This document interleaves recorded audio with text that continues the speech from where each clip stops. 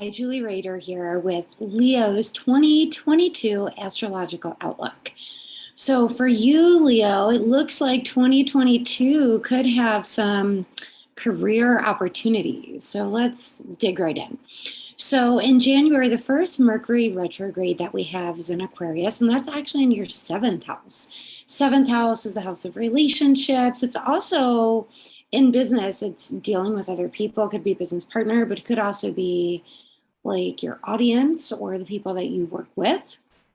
Mercury retrograde is a time of reflection, but also is a time where it could bring back could bring back some old romantic interest, but it could bring back some clients that you used to work with or something along that lines, or maybe somebody that was a business partner or that you talked about partnering with, and maybe they come back around and you two decide to work on a deal.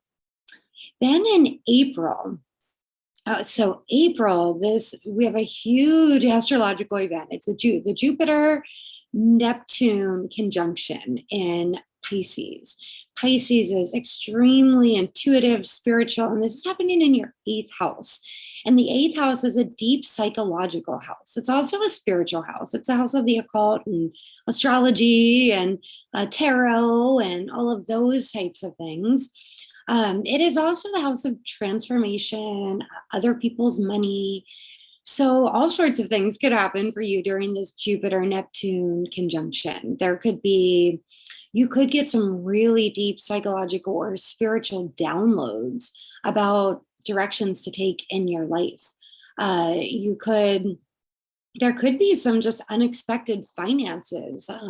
It rules other people's money that come to you too. Jupiter being the great benefic, Neptune, especially if you've been on a spiritual path and have done the spiritual work and the creation work.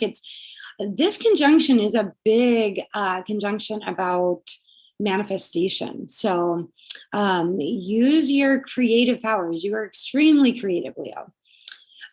Also in April, we have a solar eclipse in Taurus. Taurus is your career house. So this started off this 18-month eclipse cycle, which is in Taurus and Scorpio. So that is really triggering your home and your career axis on the chart. So really, there could be some shifts in your career, and I see this as being very positive in your home as well. Then in May, we have Mercury going retrograde in Gemini. This is in your 11th house. This again could bring some old opportunities that are coming back around. It also could simply be you looking at the goals or the aspirations that you've made previously and seeing if it's still in alignment with you, where you want to go, because we've all changed, especially over the last couple of years. So are your goals still the same goals you had then? And it's okay to shift them. It's wise to shift them. Also in May, we have a lunar eclipse in Scorpio. This is in your 4th house. So this is your home and family.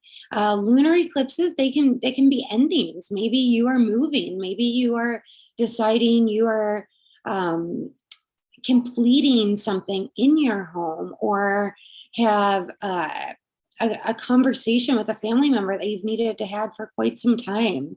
So 4th house is really activated, 4th and 10th house, with all of these eclipses, because it goes right on, it triggers either Scorpio or Taurus, and so the opposite sign is triggered as well. So then we go on to July. July, we have this Uranus North Node conjunction. It's happening in your 10th house. This is the kind of aspect, and especially when it's in your career house, which could symbolize an overnight success.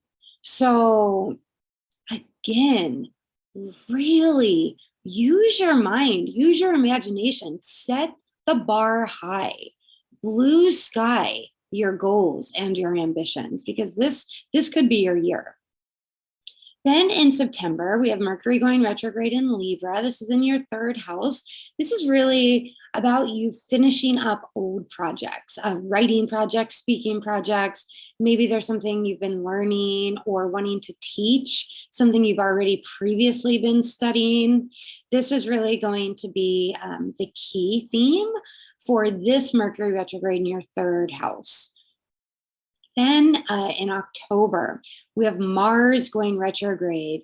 This is triggering your 11th house and your fourth house. So 4th, 11th, 10th house is very triggered this year for you. 11th, again, is the people you spend time with, the tribes of people, your goals, your ambitions. Fourth house, we have a solar eclipse. It's also when Mars goes retrograde in your 11th house, really having you, again, look at your goals, the people you spend time with, your friends, things like that.